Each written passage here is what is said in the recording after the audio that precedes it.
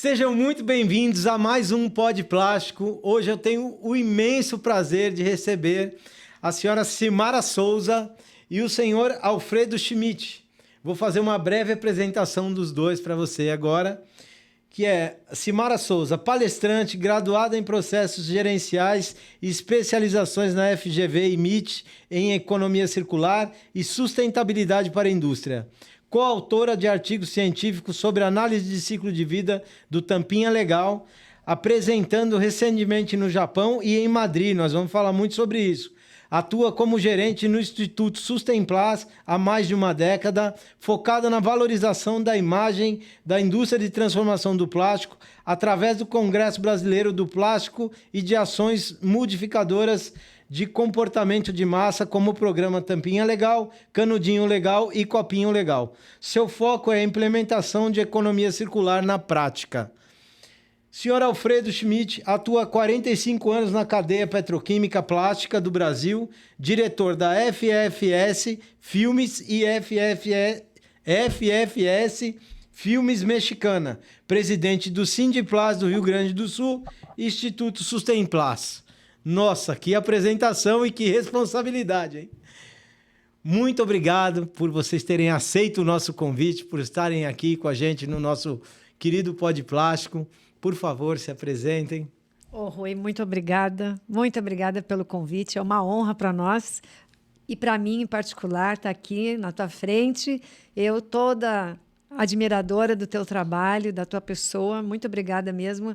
Vai ser uma honra poder conversar contigo e trocar ideias hoje. Muito obrigado. Igualmente, as palavras que a Simara disse, é uma satisfação enorme estar aqui, principalmente porque nós temos objetivos comuns, ou seja, mostrar que o material plástico é o melhor material que existe. Nós tivemos um palestrante no Congresso Brasileiro do Plástico, o Ron Sazin, dos Estados Unidos, que dizia o seguinte: o material plástico é tão bom que, se ele não existisse, ele teria que ser inventado. Então, prosseguimos. E ele é tão bom que não precisa de propaganda, né? Exatamente. Esse é o problema, né? Esse é um dos problemas do material plástico, né? Então vamos lá, vamos começar por análise de ciclo de vida. Conta um pouco pra gente disso tudo que aconteceu, do Japão. Olha, nós desenvolvemos esse trabalho em conjunto com a USP, o presidente Alfredo Schmidt e alguns outros colegas participaram nesse trabalho como coautores, junto com a USP e com o Senai Rio Grande do Sul, Senai Polímeros, onde fizemos as provas, né, os testes. E produzimos, então, 5 cenários. Sim. Eu trouxe aqui para você, para poder apresentar para o público, né? Produzimos 5 corpos de prova, né? De 100 plaquinhas. Essas placas são placas usadas na indústria de telefonia para identificação dos cabos nos postes de energia elétrica, não é? E cada uma dessas plaquinhas foram produzidas com 5 receitas diferentes, vamos chamar assim, não é? Sim. A primeira delas com 100% do polipropileno virgem, certo. A segunda delas, a segunda aqui, com 50% do o PP virgem e o PP extrusado. Certo. A terceira delas, só o PP extrusado. A quarta delas, 50% PP extrusado e PP moído. E a quinta delas, PP moído. Que aparentemente são todas iguais, né? Todas iguais, não é? Aqui atrás a gente tem o QR Code, depois a câmera pode pegar sobre o estudo. Aparentemente todas iguais, foram submetidas a vários testes. E o que, resumidamente, para a gente não se aprofundar muito, não é? Esse trabalho, esse estudo conseguiu comprovar que o cenário 3 e o cenário 5, onde foi produzida a placa em 100% do material extrusado e 100% do material moído. Desculpa te interromper, o extrusado ele veio do moído que foi feito pellet? Exatamente. Tá. São todas tampas de plástico dentro do... O único virgem é esse cara aqui. Aqui já é tampinha feito pellet, e aqui é o moído simples. Isso. E o estudo, a análise de ciclo de vida, ela foi feita dentro do ambiente do Tampinha Legal. Isso não é uma análise de ciclo de vida de tampas plásticas. Ok. Tá? É dentro do ambiente do Tampinha Legal, considerando o transporte e a pegada de carbono também do transporte voluntário, o trabalho voluntário que é feito aqui. Tá? Ok. Então, por óbvio, que nós já sabíamos, mas foi comprovado, então, através do estudo, que 100% do material usado nessa receita aqui, vamos dizer assim, não é? Aqui comprovou quase 93% de economia de gases de efeito estufa. Caramba! Tá? E aqui... Isso ninguém fala, né? Isso não chega pra gente. E aqui, quase 88% de economia. Claro, porque aqui você tem ainda o processo da extrusão, não é? Sim. Mas se você tira o processo da extrusão e você consegue, então, injetar com o material moído, você tem uma economia de quase 93% de gases de efeito estufa. Olha que gancho, pessoal. 93% de ganho. Isso aqui está dentro do projeto do Sou do Plástico. Então, agora eu já sei que dentro do Sou do Plástico nós economizamos 93% de gases de efeito estufa. Isso é fantástico. Então, esse é um dos trabalhos desenvolvidos pelo Instituto Sustemplast, né, que eu tenho a honra de desenvolver. Tenho essa alegria, né, essa satisfação de estar à frente no Instituto Sustemplast, que sou muito grata ao presidente Alfredo Schmidt, a toda a diretoria, de ter confiado a mim essas propostas tão inovadoras da indústria de transformação, que é tanto a própria análise de ciclo de vida, quanto o Tampinha Legal, quanto o Congresso Brasileiro do Plástico, que foi a nossa primeira iniciativa lá atrás, iniciamos lá em 2013, com a primeira edição do Congresso Brasileiro do Plástico em 2014, já realizamos 5 edições, não é? E agora também a própria Poa Plastic Run, que é a primeira corrida sustentável do país, que está na 2ª edição, vamos para a 3ª edição no Dia da Mulher, no dia 8 de março de 2026. Muito então, é bacana. muito legal esse trabalho que a gente E é desenvolve. muito gratificante, Muito. né? Muito. E sempre esteve no mercado do plástico, não? Eu tenho uma trajetória um pouco mais diferente, né, Rui? Conta pra gente. Tu sabe, Rui, que eu cresci num ambiente na indústria de celulose e papel. Nossa, que virada, né? Meu pai foi um dos primeiros funcionários da antiga Borregar, em Guaíba, depois Riocel, atual CMPC. De lá, daquele ambiente onde eu cresci, tenho a experiência, eu tenho a vivência do que é uma indústria de celulose e papel e todo o impacto que causa naquela sociedade. É cheiroso o Hidrapulper? Bem conhecido. Olha, ele respondeu. Hein? É incrível, não é? Então, como família, né, eu sabia realmente o impacto, não é? Mas de lá, daquele ambiente que eu cresci, eu entrei na aviação e fui comissária de voo 33 anos. Saí faz pouco tempo, faz pouco mais de 2 anos que eu saí da aviação. E esse trabalho que eu desenvolvo à frente do Instituto Sustemplast, há pouco mais de 10 anos, eu desenvolvi em paralelo à aviação comercial brasileira. É que na aviação já trabalha com plástico em todo lado, né? Não tem como fazer um avião Tudo é plástico, né? sem plástico, não é? Os aviões, olha quanto a gente impacta o meio ambiente se a gente não tiver o material plástico. Sim. Avião mais leve, menos combustível. E voa mais rápido. E voa mais rápido. E ele é aerodinâmico. Vou fazer um avião de qual outro material? De papel? De madeira? Não dá, né? Não tem condições, né? Então, a aviação comercial, ela me proporcionou muito conhecimento, muita base de conhecimento, para que eu pudesse desenvolver esse trabalho na indústria de transformação de plásticos, por incrível que pareça, né? E foi dentro da aviação comercial que eu me especializei, que eu pude, então, fazer minhas formações e poder desenvolver esse trabalho. Nossa, que bacana. E conta pra gente dos prêmios, do que aconteceu no Japão. Olha, o Japão nos convidou, depois da nossa apresentação em Madrid, nós estivemos presidente Alfredo Schmidt e eu estivemos na Semana de Reciclagem de Madrid em 2023, em outubro de 2023.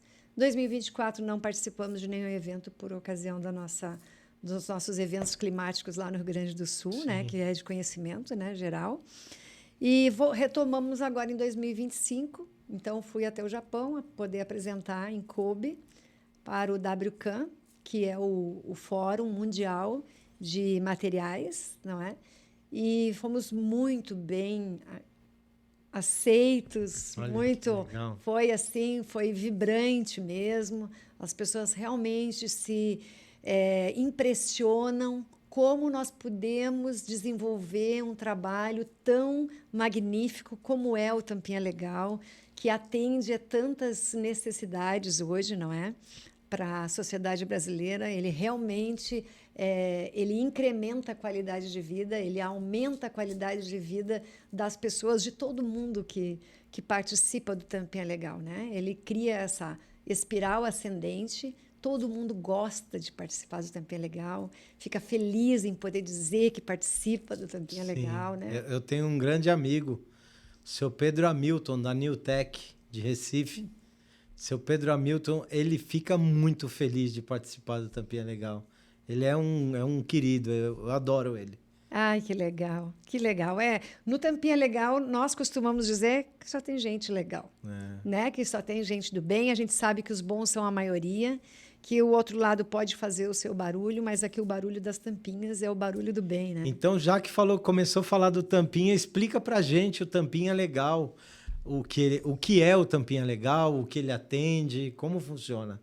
O Tampinha Legal se tornou rapidamente o maior programa socioambiental de caráter educativo em economia circular, de iniciativa da indústria de transformação de plásticos das Américas. Ele foi lançado na 2ª edição do Congresso Brasileiro do Plástico, com essa missão, né, de aproximar a sociedade da indústria de transformação de plásticos. Existe um conflito de informações a respeito do material plástico e nós estamos para desmistificar, para esclarecer, né?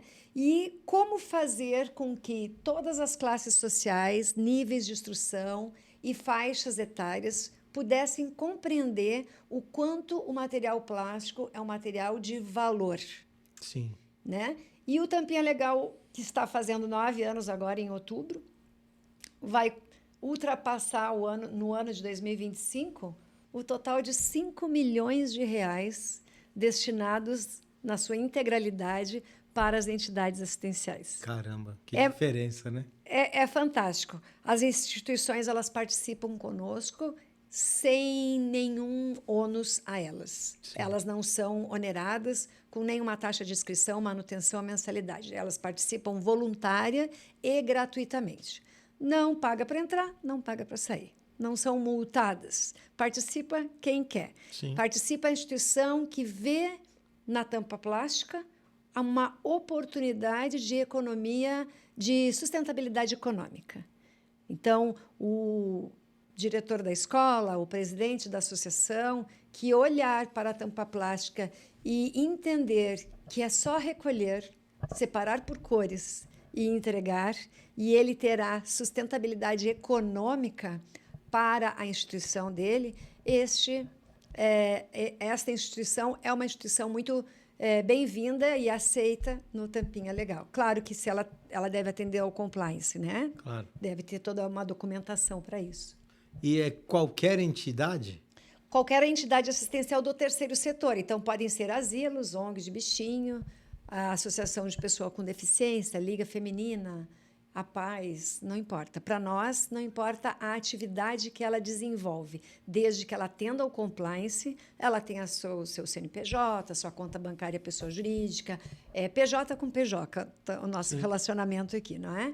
E ela deve desenvolver um trabalho social e nos dar, então, essa devolutiva onde ela aplica esses recursos. E, simples desta maneira, ela vai aplicar esse recurso ou para tratamento de saúde, para o câncer, humano ou animal, não importa, a aquisição de medicamentos, os suprimentos que essa instituição necessite, ela olha para a tampa plástica e ela entende que ali ela tem dinheiro. É isso aí. Né? É isso. E o Tampinha Legal, então, com esses valores, esses montantes assim absurdos, esse ano nós devemos, então, superar as 2.000 toneladas de tampas plásticas, todas segregadas por cores. Então, nós não temos no Tampinha Legal a reciclagem. Reciclagem, você recolhe as tampas e entrega para o reciclador todas misturadas. Sim. No Tampinha Legal, todas as tampas plásticas são segregadas por cores. Então, quando segregamos por cores, nós também segregamos os materiais contaminantes. Todos aqueles que não são processados na reciclagem do plástico. Adorei a ideia. Eu já estou pensando aqui. E nós entendemos, então, que aquela tampa, a tampa vermelha, vai se transformar num balde vermelho, numa pazinha vermelha, num vaso de flores vermelha, e assim sucessivamente, com a azul, com a verde, com a rosa. Nós precisamos entender que plástico tem valor e nós precisamos dar o destino correto, não é? Ele não vai voltar sozinho, assim como todos os demais materiais. Sim, né? todos eles. Essa viagem no Japão, a gente viu isso, né? É o que a gente fala da economia circular, que tem muitas ONGs falando que reciclagem e economia circular é greenwashing, que isso não existe, que nós não fazemos. Você vê, a WWF falou essa semana lá na Câmara dos Deputados que a maior besteira do mundo é a reciclagem, que é super mentira. Então, veja o volume que vocês fazem só com tampinhas. Imagina os outros materiais, né? O PET, esse ano, acredito que vai chegar a 85% das garrafas recicladas. Então, como que isso não funciona? Obviamente funciona. Não pode afirmar que é uma mentira, porque o Tampinha Legal não é uma mentira. Exatamente. Nós tá estamos aí. aqui com quase 2.000 toneladas, que são 180 carretas de tampas plásticas segregadas por cores por mãos voluntárias. Não tem máquinas envolvidas nesses processos. Exatamente. São mãos voluntárias que compreendem que precisa recolher a tampa plástica, precisa segregar a tampa plástica, precisa ensacar e identificar da forma que nós ensinamos dentro do Tampinha Legal. Dessa maneira, eles terão a melhor valorização.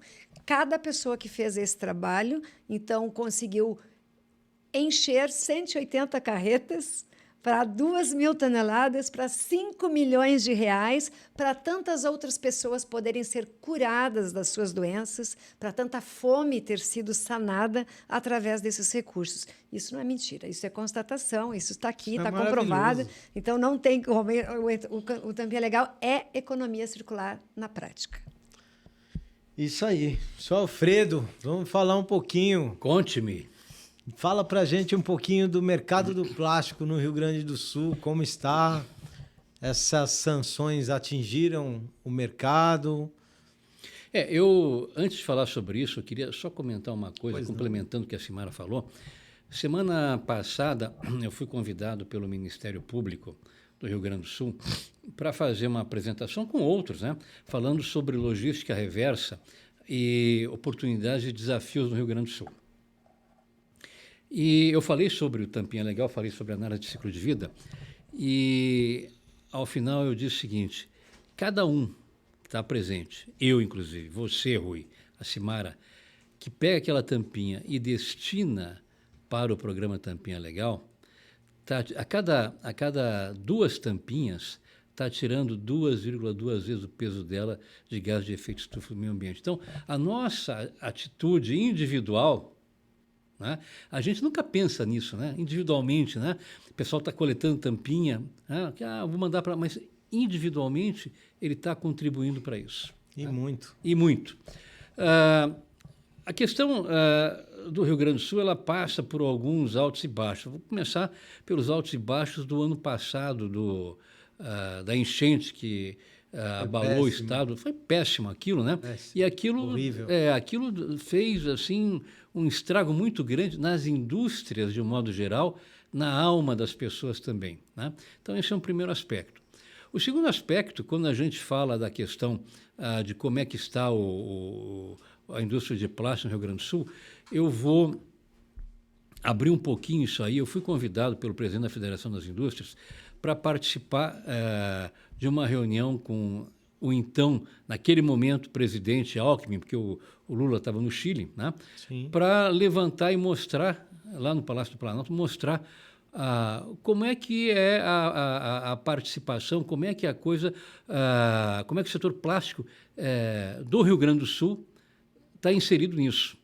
Então, o levantamento que eu fiz, né, nós temos um impacto importante na indústria de transformação de plástico, não só pelo que é exportado,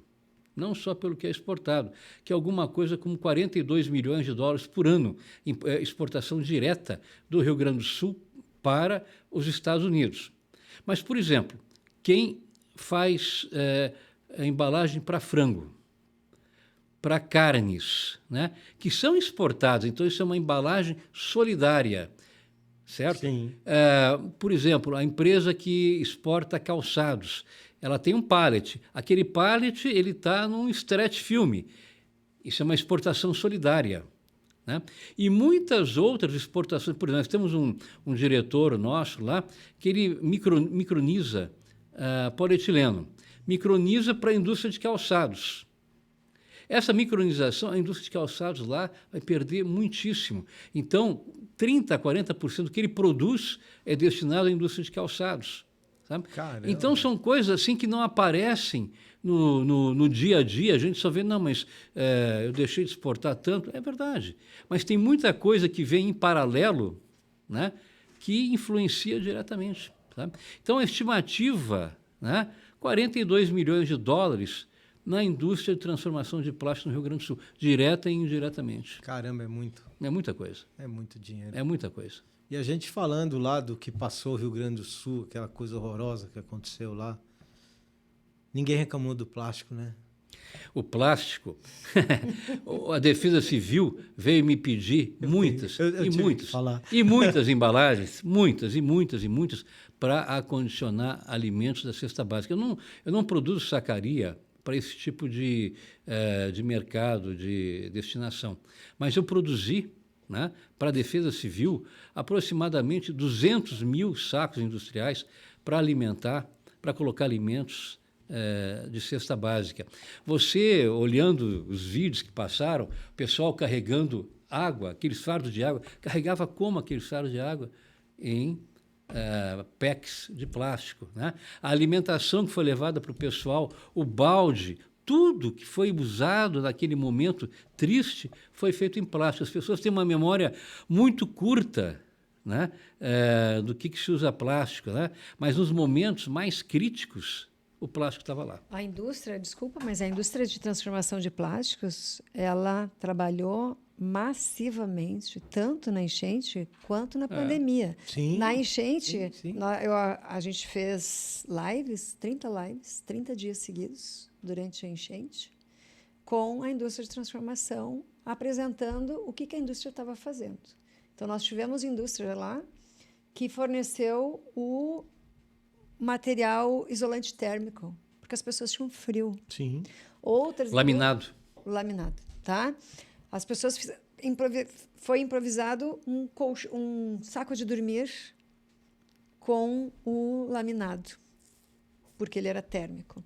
A indústria forneceu pallets. Sim. Para que subisse o nível, né? Porque estava tudo alagado, né? Poliestireno expandido de massa. Muito. Nossa. Então, a indústria sempre atuando. Participando decisivamente. E ninguém fala nada. O pessoal usa e ninguém fala nada. Quer dizer, é uma coisa assim até contraditória, né? Porque quando a gente olha, por exemplo, entra no hospital, né? Olha o que tem naquele hospital, bolsa de soro, tudo, absolutamente tudo de soro, butterfly, agulha, seringa, tudo. Aí, tá aí, você tem na mão aí, ó. Na pandemia... Um equipo. Equipe hospitalar. Na pandemia, a indústria parou com a sua produção para o seu cliente e produziu embalagens que era para cosmético, por exemplo, para poder embalar álcool gel. Então, vamos agora para a opinião polêmica? Claro. Esse ou esse? Sempre esse. Por quê? Porque a análise de ciclo de vida desse daqui é muito maior. Porque tem muitos porquês. Os porquês não são rasos a respeito. Eu adoro esses porquês. Eles não são rasos, tá? No Tampinha Legal, nós trabalhamos muito com as pessoas com deficiência. Tá? Então, a pessoa que está acamada, ela não pode usar esse nem tipo esse, de nem canudo, o de vidro e nem o de aço. muito menos o de vidro e o de aço. Tá? Ela vai se machucar. A pessoa que tem muita salivação, esse material aqui, ele vai se desmanchar. Eu nem vou entrar na característica tóxica desse material aqui para a saúde, tá? Que qualquer pessoa pode fazer uma investigação que esse material ele não pode ser só papel. Aqui não tem só papel, aqui tem bastante cola, tá? E para a saúde humana, aqui se ele tiver contato com líquido, frio ou quente, se for com gordura, pior ainda. Tá? E tem uma portaria da Anvisa, desculpa te cortar, que fala que o papel pode ser usado em alimento desde que não transfira gosto, e só tem um tipo de papel aprovado, e que não transfira gosto do alimento para a gente. Isso aí, você chupa esse canudo, tem gosto de papel. Tem. Isso, e aí tem outros contaminantes aqui, e que as pessoas não sabem. Aqui não tem contaminante. O porquê, a pergunta o porquê, para mim, ela é o primeiro passo. O porquê que isso aqui foi criado. Quando no mundo não existia canudo. Quando no mundo não existia canudo de aço, não existia de vidro, não existia de papel.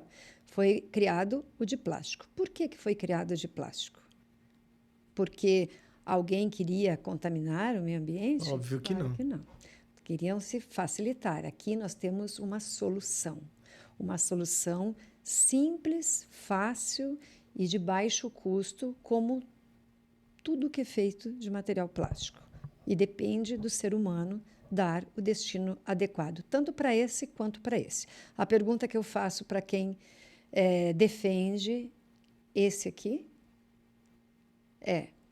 você fez análise de ciclo de vida, você tem conhecimento sobre análise de ciclo de vida, você tem conhecimento sobre o quanto isso aqui contamina a sua saúde e mais. Você escolhe esse daqui porque esse daqui você pode atirar pela janela do seu carro quando você está indo para a praia, você pode deixar esse daqui na areia da praia e esse aqui não. É isso? Olha, eu tenho resposta para a sua pergunta. É porque esse aqui, para falar mal, ele está na hype. Esse cara aqui dá like. Esse cara aqui, como esse aqui dá like e fala mal, aí esse cara aqui é o bonitinho, que não vai te trazer problema no seu estabelecimento. Você vai ser um ecotonto, porque para mim é ecotonto, que isso aqui pesa 8 vezes mais que esse aqui. Então ele carrega dióxido de carbono, ele carrega pneu, ele diminui a velocidade do transporte e ele tem centenas de problemas a mais, que são os problemas das toxinas. A celulose é branca? Não. Ela tomou um susto para ficar branca? Não. Teve agente químico. Então, a partir daí, a gente já podia começar a pensar sem precisar pesquisar muito.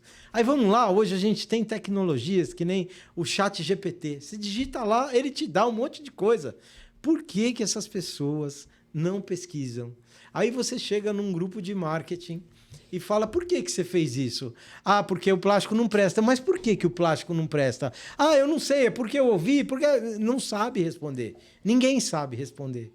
E você vai em ESGs de empresas, muitas delas, as pessoas não sabem nem o que estão fazendo lá. Ô, Rui, deixa eu te contar uma coisa. Eu comprei, vai exatamente nessa mesma direção, tá? Depois eu vou fazer um comentário do canudinho ainda. Eu comprei outro dia uma blusa, semana passada, tá? Uma blusa, uma polo, numa loja, uma grande rede aqui do Brasil, tá? Essa grande rede, ela vende, quando você compra alguma coisa na loja, ela te dá uma sacola de papel. Ok. Eu comprei pela internet para me entregar em casa. Como é que foi feita a entrega?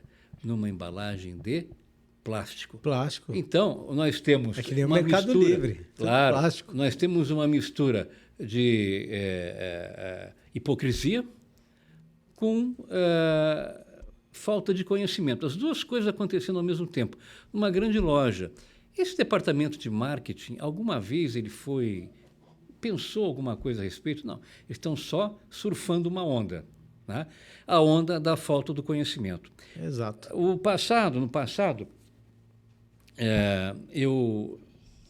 3 anos atrás, eu peguei um canudo de papel e um canudo de plástico e descasquei. Eu faço isso toda hora. O canudo de papel. Ficou uma tripa, quase meio metro de tripa. Como é que essa tripa ela consegue se manter naquele formato ali? Só tem uma coisa, ela tem que ter algum tipo de adesivo, alguma coisa que mantenha naquele formato. Você deve se lembrar, quando você era mais jovem, mais guri, né?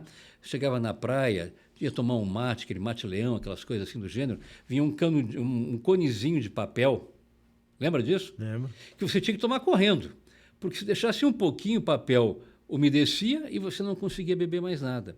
É a mesma coisa com o canudo. Se você deixar ali dentro um pouco de um líquido, água, uma Coca-Cola, seja o que for, né? Em seguida ele já está amolecido e não serve mais para a função. Então, por que o canudo de papel e outros materiais, né, tem adesivo, tem plastificantes, copos têm filmes delgados de polietileno? Por quê? Porque são necessários para que atenda a função para a qual ele foi criado. O plástico não precisa, ele já é ele a função, né? Ele já é. O que ocorre? Existe uma polêmica e aí o presidente vai poder explicar com propriedade sobre esse assunto. As pessoas, quando eu falo da origem, da matéria-prima de origem deste canudo aqui, eu falo da celulose que inevitavelmente veio da árvore, certo? Uhum. A árvore da celulose, só para uma pergunta para a gente emendar, a árvore da celulose, ela é nativa do Brasil? Claro que não. Tá, então segue. Então vamos lá. Ou é do Pinus eleoides ou do eucalipto, tá? Que é da onde eu nasci, onde eu cresci, certo? Ok. Só que esse daqui vem do petróleo. Então a pergunta do presidente Alfredo é que ele comente para nós aqui como é que vem a matéria-prima para cá da partida do petróleo e da nafta. Para as pessoas entenderem o porquê que o plástico é utilizado. Se ele não for utilizado, se a nafta não for usada para a produção de plástico, o que vai acontecer com ela? Não, a questão é a seguinte, né? Primeiramente, de um barril de petróleo, 159 litros, né? Aproximadamente, dependendo da estrutura de refino, 5% a 6% é nafta petroquímica. Bom, o que determina a estrutura de refino? É o derivado de maior consumo. Qual é o derivado de maior consumo no Brasil? É o diesel. Então, você tem diesel, gasolinas, você tem uma série de faixas intermediárias, querosene de aviação, termina em 5% de nafta petroquímica. Se essa nafta petroquímica ela não for utilizada para fazer produtos de maior valor agregado, o que se faz com ela? Bota na gasolina, ou no diesel, ou queima no flare. Então, ao invés de... Isso é muito pior. Muito pior. Então, você, ao invés de agregar valor ao produto, ou você quer botar na gasolina para jogar a poluição para o ar, ou quer botar no diesel para jogar a poluição no ar, ou queima no flare. Para quem não sabe o que é flare, quando passa perto de uma refinaria ou perto de uma central petroquímica, tem um foguinho queimando ali. Aquilo é o flare. Né? Então, de vez em quando, você tem que ter um fogaréu lá. Por quê? Porque alguma coisa aconteceu de inadequada, vamos dizer, saiu uma fração que não está adequada, que não pode ser colocada em lugar nenhum, então coloca no flare e queima. Então, isto é uma coisa assim, fundamental, que as pessoas não sabem, né? Mas que é importante que a gente diga. Aliás, deixa eu te comentar uma coisa, Rui. O ano passado, nós trouxemos ao Brasil um cientista americano chamado Chris DeArmond, que maravilha, que escreveu um livro chamado O Plástico Paradoxo dos Plásticos. Muito bem. Esse livro nós imprimimos muitas unidades, distribuímos. Você tem um livro. E nesse livro ele fala sobre a questão do canudo, né? E fala sobre a questão do canudo sobre diversos pontos de vista. Primeiro, que aquele consumo absurdo de canudo que é falado foi uma menino. Um estudante de 8 anos, aliás, 13 anos, que fez um trabalho na escola, chegou um número sem comprovação, e aquilo viralizou e virou um número aceito pela ciência.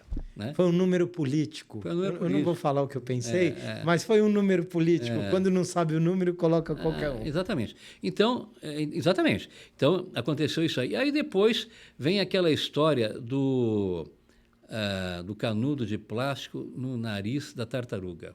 Né? Sim. Eu li todo o capítulo e vi vários vídeos que tem vários, não, tem 3 ou 4, eu assisti todos. Se você olhar aquele vídeo, ele realmente é um vídeo que dói, tá? Mas a questão aí começa pelo seguinte: o cinegrafista que fez aquele vídeo, quando perguntaram para ele, mas era um canudo? E ele disse, olha, eu não tenho certeza se é um canudo ou se é um fio. Não sei o que era. Né? Ele disse, não sei o que é. Muito bem. Passados alguns anos, fizeram a mesma pergunta para ele, e ele continuou dizendo, olha, eu continuo não sabendo o que era aquilo ali. Né? Mas um dos vídeos, na hora que eles estão com o alicate tirando o canudo do nariz, da narina da tartaruga, né? Pega um alicate e corta. O som do corte não é um som de cortar plástico, é um som de cortar metal. Então, as chances de aquilo ali, que não foi até hoje identificado, ser um metal, são muito maiores que uma... Não foi identificado, não será identificado. Não. Ele foi tomado como pauta. Isso. Então, não será nunca mais elucidado. Nunca mais. Aquilo não há interesse nenhum. Mas era importante que as pessoas saibam e pensem nisso, porque, num oceano inteiro vem um canudo, vai entrar direto. Sabe o que eu falo agora, né? Porque a gente tem que tomar cuidado com os canudos de plástico, ou o fio, né? Que vão entrar nos canudos, nas narinas das tartarugas. Poxa vida! Mas tem um pesquisador que fez um estudo que ele fala que o canudo tinha que estar navegando a 100 km por hora e a tartaruga 142 na corrente contrária. Aí o canudo espetava. Então, eu acho que 200 km, 250 km por hora de impacto com um canudo direcionado.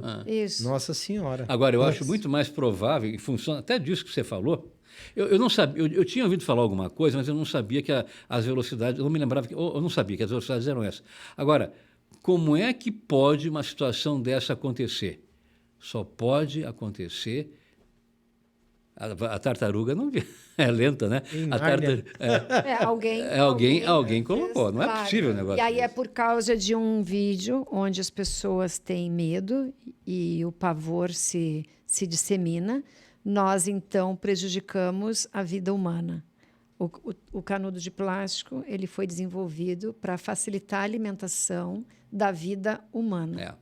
Então, nós temos um acamado, nós temos um idoso, nós temos uma pessoa com uma paralisia facial temporária ou permanente, alguém que fez uma extração dentária, algum procedimento odontológico, ela precisa beber água, apenas água, e ela precisa de um canudo de plástico, porque esse canudo, se ele for de vidro ou de metal, ele vai poder machucar essa pessoa. De papel também. Se for uma criança, se for uma pessoa com deficiência cerebral, como nós temos muitos no Brasil, muita deficiência cerebral, e ela tem atos involuntários, ela vai se machucar. Então, esse artefato ele foi desenvolvido em plástico para facilitar a vida humana. Então, a nossa responsabilidade quanto nação, e acabei de chegar do Japão, não é destinar adequadamente todos os nossos resíduos. Não é porque o canudo é de plástico ou de papel, ou de metal ou de vidro, não é porque a garrafa é de plástico ou de vidro ou de metal, não importa. O que eu tenho que fazer é ter o meu exercício de cidadania com civilidade. E é isso que nós precisamos assumir quanto seres humanos. E aí tu falou muito bem da culpa, da responsabilidade. A faca, ela não mata. Não, nem arma de fogo. Não. E o próprio trânsito? O trânsito não mata. É, exatamente. Tá? O carro parado, o carro estacionado, o carro não vai matar. Então, nós precisamos assumir a nossa responsabilidade quanto nação. O que eu falo muito, e eu vou morrer falando isso, eu tenho meu aparelho celular. Se você pegar e levar embora, eu vou ficar muito bravo. Porque ele é meu. Eu comprei, ele é meu. Uhum. Qual é a diferença de eu ter comprado o meu aparelho celular e de eu ter comprado uma garrafa de água? Nenhuma. Ela não é minha? É. Então, a partir dessa informação, que ela é minha, eu tenho que destiná-la pelo local correto. É o mínimo que eu tenho que fazer. É o mínimo, é o básico. Então, Ela é sua. ó, você que comprou uma garrafa d'água, ela é sua. Destine para o lugar correto. Se jogar na rua, ela vai descer, vai cair no bueiro, do bueiro vai para o rio, do rio vai para o mar e a culpa é sua.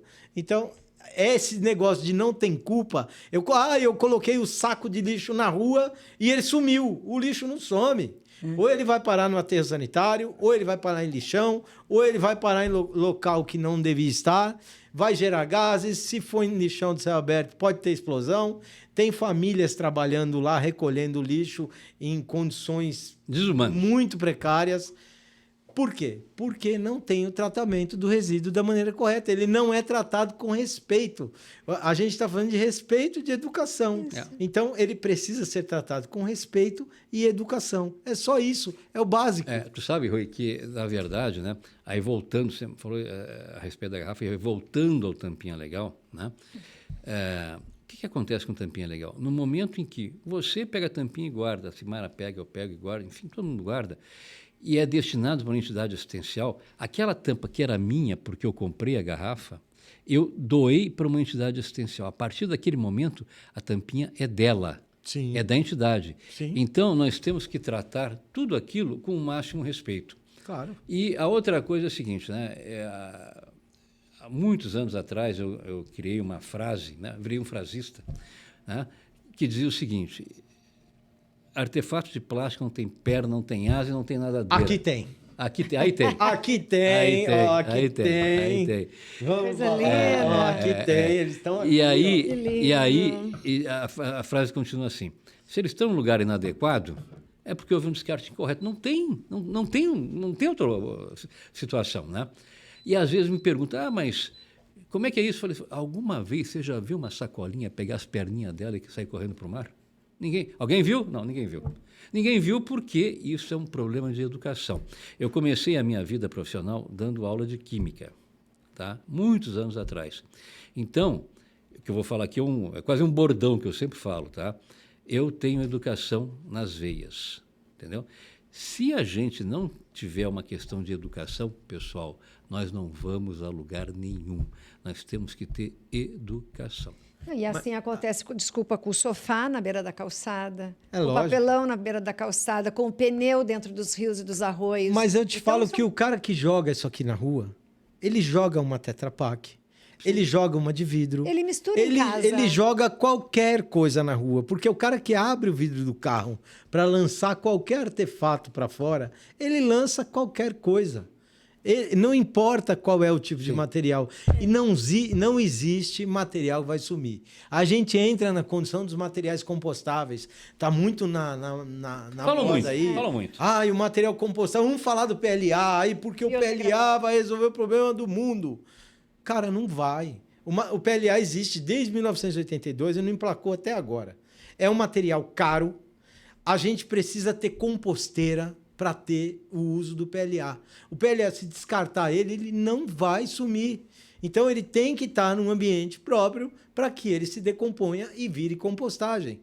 Mas tem que ter... A gente está falando num país que só tem 53,4%, para ser mais preciso, nós temos aterro sanitário. O resto é lixão de céu aberto e descarte incorreto. Como é que a gente vai fazer composteira para compostar plástico? Aí, como é que você vai pegar alimento para fazer plástico, com a nossa ministra falando que 1/3 da população passa fome? Então, como é que você vai pegar alimento e transformar em plástico? E um dado interessantíssimo, importantíssimo, que eu recebi hoje, que eu não sabia desse percentual. Pessoal, 1 litro de petróleo não faz 1 quilo de plástico, ok? São 5% de nafta que vão se transformar em material plástico. Então, a narrativa do petróleo tira da boca. E tem outra muito importante. O resíduo plástico corresponde a... Você viu isso no livro do Cris. 1%. Então, nós estamos brigando e discutindo por 1% e os outros 99%. Isso. Então, muitas pessoas não sabem que alguns plásticos são provenientes de fonte vegetal, de alimentos. Sim. Então, nós vamos destinar os alimentos da população para plástico. Tá? Isso não é razoável. Tá? Muitas pessoas não sabem que 1 quilo de plástico tem 1 quilo de poder calorífico.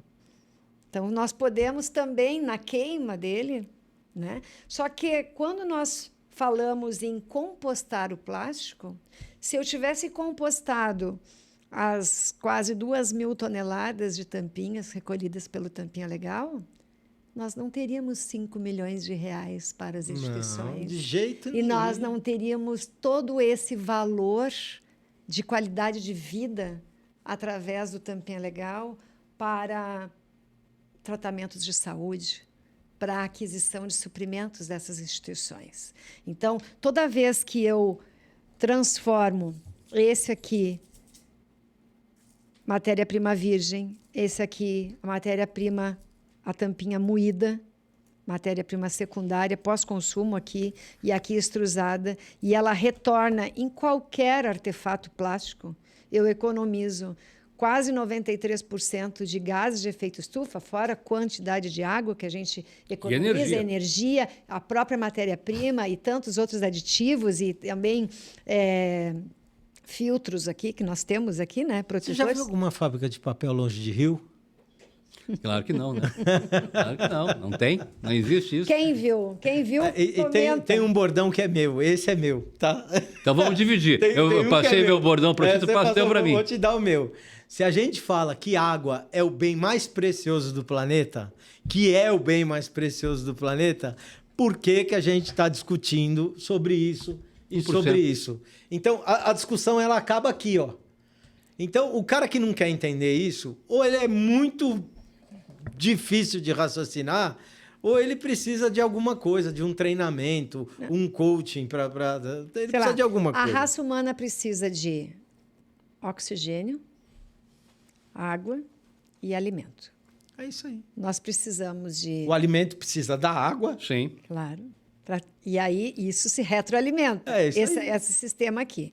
Então, toda vez que eu digo que eu prefiro um copo que eu possa lavar, uma xícara de café que eu possa lavar, a xícara descartável, eu estou contaminando essa água com sabão. Mas ninguém vê? Ninguém vê.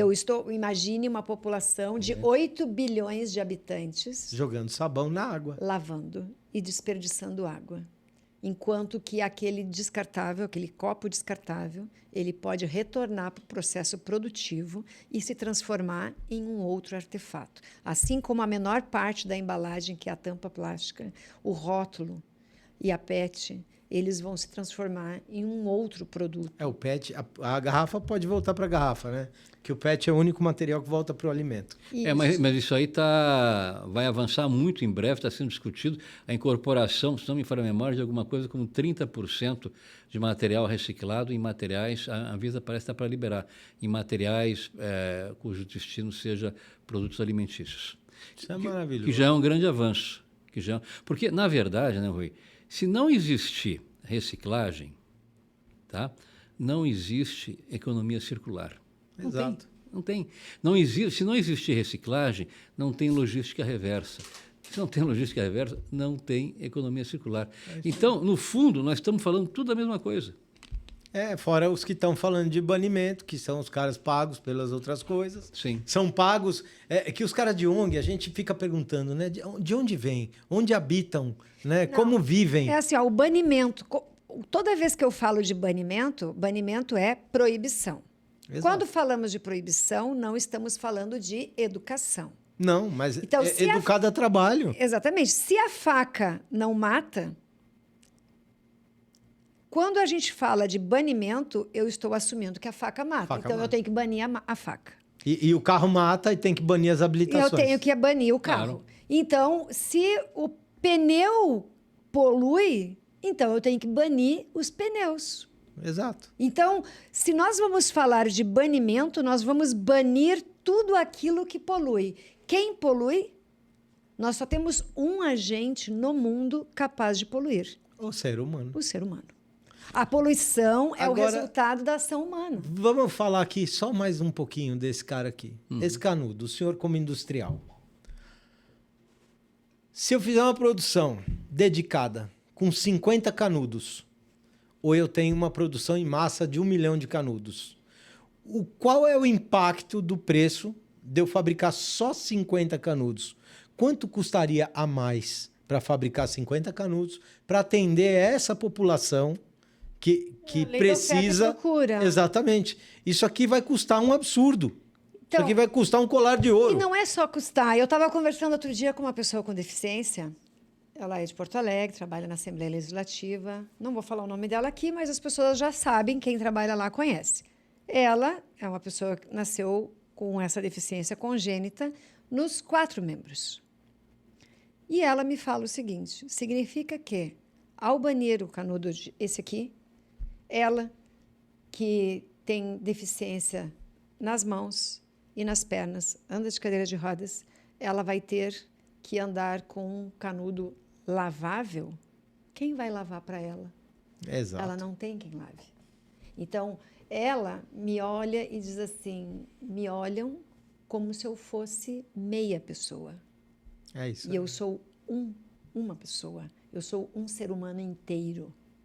Eu também tenho direitos de ser incluída na sociedade. No momento que nós retiramos o canudo de plástico, como aconteceu recentemente com uma das participantes do Tampinha Legal, numa grande franquia aí de fast food, onde a filha não conseguiu se alimentar porque não tinha um canudo de plástico. Foi colocado um canudo de papel, a moça com mais de 20 anos, com deficiência, tem grande salivação, a menina não conseguiu se alimentar. E ninguém olha para esse lado. Então, com uma Porque bandeira... não é divulgado. Claro. Isso não interessa. Então, Claro. isso é Claro, humilhante isso não interessa. para o ser humano. Tá? Então, se você tem pai e mãe, se você tem filho, se você tem alguém na sua família, se você não nasceu de um pé de couve, se você tem alguém, tá? Essa pessoa pode precisar se alimentar. E ela precisa de ter um artefato minimamente barato, simples, de fácil acesso, acessível para se alimentar. É para isso que isso existe. Nós estamos tomando água aqui. É, Nós não estamos usando canudo. não precisa. Então, a gente está dentro dos R's da economia circular. Sim. Sim, mas Ok. nós não precisamos nesse momento. Ok. Mas não, se mas precisássemos... aqui estamos reduzindo. Estamos tomando aqui, estamos dentro do R. Tá certo? Não preciso aqui. Mas se eu estivesse tomando milkshake, eu não ia conseguir beber no copo. Eu precisava de um canudo. Certo, mas tem uma outra coisa. Nós estamos bebendo água nesse copo de vidro que vai ser lavado. Vai ser lavado. Então nós vamos botar água limpa e devolver água suja. devolver água suja. Né? Então, É a conta, né? é a conta. É a conta. Que ninguém Aí olha. eu fiz um vídeo desse a semana passada no meu Instagram e o cara colocou lá para mim, mas os detergentes são biodegradáveis. Opa, Sometimes. opa. Falei, cara, que legal. Eu entrei para pesquisar, tá Tem? escrito biodegradável. Falei, então você faz o seguinte, na hora que você for beber sua água, você pinga 2 gotas e bebe. Porque essa água não vai ser Isso. tratada. Pinga 2 gotas e bebe. Tá tudo certo. Aí você só faz assim com o restinho e joga fora. Isso. É. Então, vamos dizer assim, existe uma hipocrisia generalizada, uma falta de conhecimento generalizada, que é impulsionada. Sabe que é uma coisa tão interessante, Rui, porque toda semana tem... Esse negócio do microplástico, toda semana tem uma nova, que tá no cérebro, está no testículo, está na carótida, está em tudo quanto é lugar, e na realidade ninguém sabe. Mas E alguém identificou, algum desses estudos identificou qual era o tipo de microplástico, que polímero que era que estava ali não. e de onde ele surgiu? Não, e tem outra coisa muito importante, né? Que é o seguinte: o estudo Olha, essa pauta aqui, me desculpa, mas eu subi ela porque eu não usei.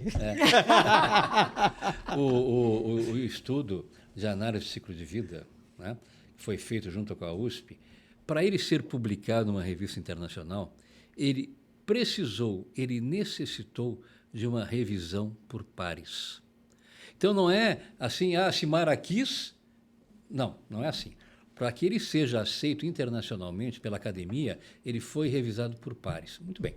Então, a pergunta é a seguinte: quantos desses estudos, tudo que você vê, assim, estudos indicam... Tá bom. Nenhum. Nenhum. Não existe. É. Nenhum. Não tem nenhum que está lá aceito pela academia. Nenhum. Revisado por pares? Nenhum. Não tem. Nenhum. Eu vi vários, inclusive esse que fala muito aí que você come um cartão de crédito por semana. Ó, aquilo é um absurdo. A WWF, ele estava lá no Congresso Nacional falando sobre isso semana passada. Sim. É que isso é um dos artifícios das mídias sociais para trazer engajamento das mídias sociais. E as pessoas não compreenderam ainda. Não compreenderam que, muitas vezes, a mentira, a ficção, ela traz muito mais engajamento do que a verdade. Com certeza. A verdade, ela pode ser tão simples de ser entendida. Que perde a graça. E ela se torna monótona. E a pessoa, ela precisa ser impactada nas suas emoções e precisa se criar um bicho-papão. E os plásticos, eles foram criados para trazer solução. Sim. Então, as pessoas que são mais jovens talvez não saibam, mas até bem pouco tempo, quando nós saímos do supermercado, as compras elas eram entregues nos cartuchos de papel. E depois alguém teve a felicidade de colocar alças nos cartuchos de papel.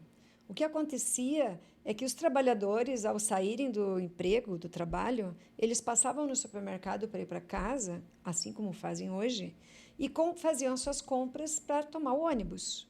Porque a maioria que vai ao supermercado até hoje, no país, vai de ônibus. A maioria não vai ao supermercado de carro, vai de ônibus. Essas pessoas, elas, ao saírem do supermercado, elas já tinham aquele pacote ou aquela sacola de papel rompida. Sim. E ali, naquela sacola, era enrolado o leite, que era um saquinho de leite, enrolado num jornal, que tinha um pão, que era enrolado num papel, e uma carne, que era enrolado num papel encerado. Aquele caldo da carne, aquele sangue da carne, entrava em contato com aquele jornal, que encostava naquele pão. E se aquilo ali não se rompesse na calçada ou dentro do ônibus, aquilo ali era contaminado, havia contaminação cruzada. Com certeza. E a contaminação cruzada do alimento, ela também se combinava com a contaminação outra, que existia desde o umbigo do nenezinho recém-nascido, lá naquele umbiguinho, que tinha aquele esparadrapo, e que hoje nós temos um grampo de plástico, que se fosse tão prejudicial assim, não existiria um grampo de plástico no umbigo do nenê há tantos anos. Aquele umbiguinho do nenê, que tinha uma gaze ali com um esparadrapo, encostava na fralda de pano e as crianças morriam de infecção generalizada. Hoje nós temos a fralda descartável para evitar que a urina do nenê encoste no umbiguinho do recém-nascido. Então, nós temos hoje uma qualidade de vida muito maior com o material plástico.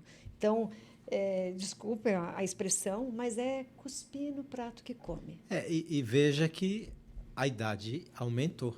Claro. Então, ter pessoas com 100 anos hoje é normal. É normal. Há alguns anos atrás, ali na década de 70, por exemplo, 80, a estimativa de vida era 70 anos, 72, né?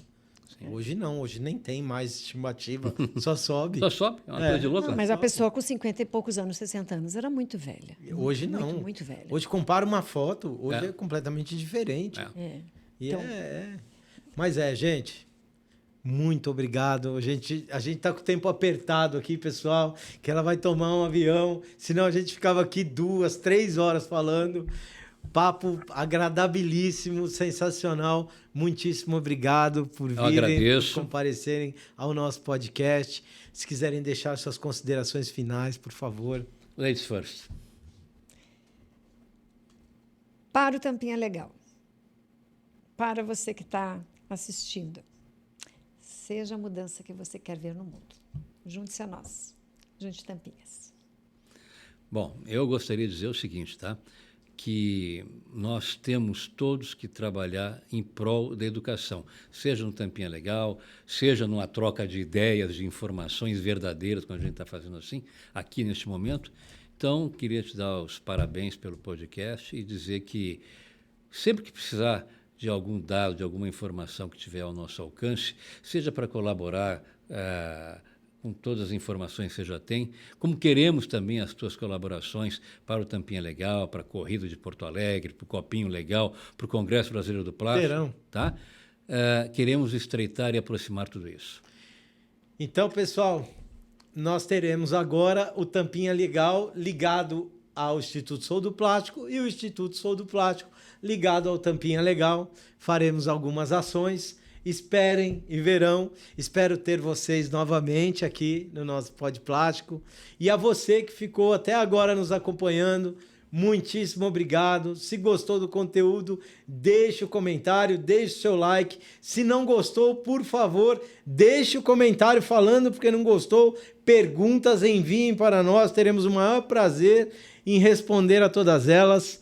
E muito obrigado. Até o próximo episódio. Obrigado a todos. Obrigada, Rui.